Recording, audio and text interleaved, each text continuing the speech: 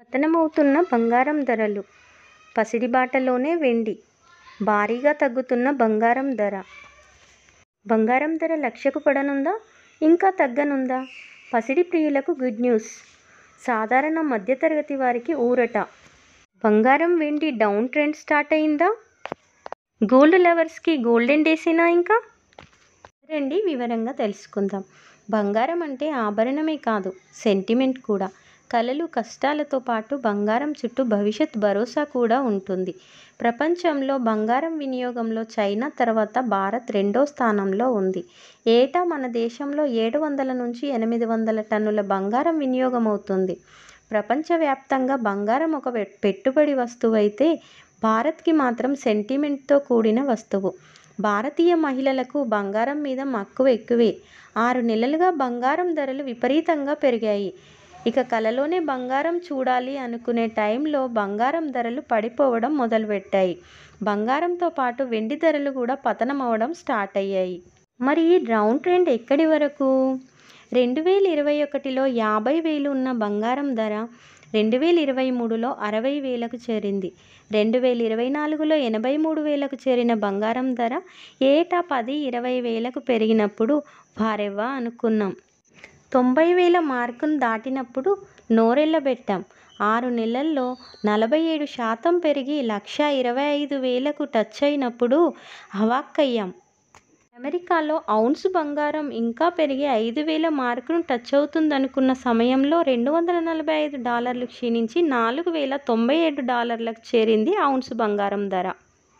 Russia Ukraine యుద్ధ పరిస్థితులు కాస్త శాంతించడం, చైనాపై అమెరికా విధించిన సుంకాలు తగ్గించబోతున్నామనే ట్రంప్ సంకేతాలు, అలాగే భారత్పై కూడా విధించిన సుంకాలను తగ్గించబోతున్నామనే ఇండైరెక్ట్ సంకేతాలు కూడా ఈ ధరల పతనానికి కారణమని చెప్పుకోవచ్చు. ఇంకొక కారణం, చైనా దగ్గర భారీగా బంగారం నిల్వలు ఉన్నాయి.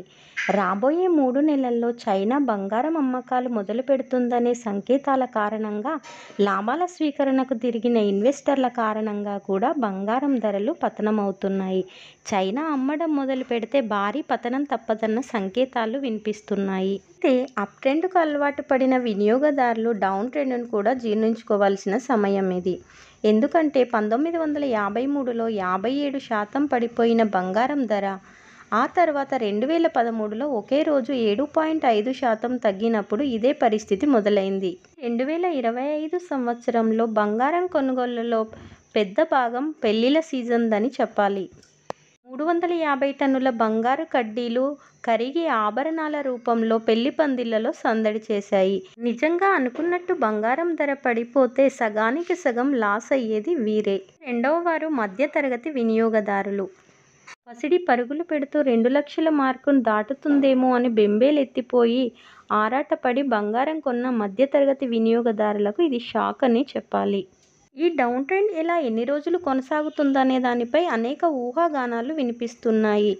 డౌన్ ట్రెండ్ మొదలయ్యి వారం రోజులే అవుతుంది కాబట్టి ఇది పెరగొచ్చు, తగ్గొచ్చు, తాత్కాలికమే అవ్వచ్చు అనే ఊహాగానాలు కూడా వినిపిస్తున్నాయి. పసిడి పరుగులకు బ్రేక్ పడాలని కలలు కన్న సాధారణ వినియోగదారులకు ఇది గందరగోళ పరిస్థితిగా మారింది. బంగారం తగ్గితే కొనుక్కోవాలనుకునే వాళ్ళకి ఇప్పుడు పెరుగుతుందా తగ్గుతుందా అనే ఆందోళనకర పరిస్థితి ఎదురైంది. 2 లక్షల మార్కును టచ్ అయిపోయిన వెండి నేడు 1,64,000 వద్ద ట్రేడ్ అవుతుంది.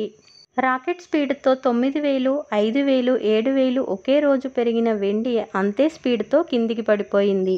బంగారాన్ని కానీ వెండిని కానీ అవసరానికి తగ్గట్టు కొనుక్కున్న వాళ్లకు ఇది పెద్ద లాస్ ఏమీ కాకపోవచ్చు. పెరుగుతున్న బంగారం ధరను చూసి ఇన్వెస్ట్మెంట్ పేరుతో బంగారం మరియు వెండి మీద పెట్టుబడి పెట్టి లాభాలు ఆశించిన వారికి ఇది షాకింగ్గా చెప్పుకోవచ్చు.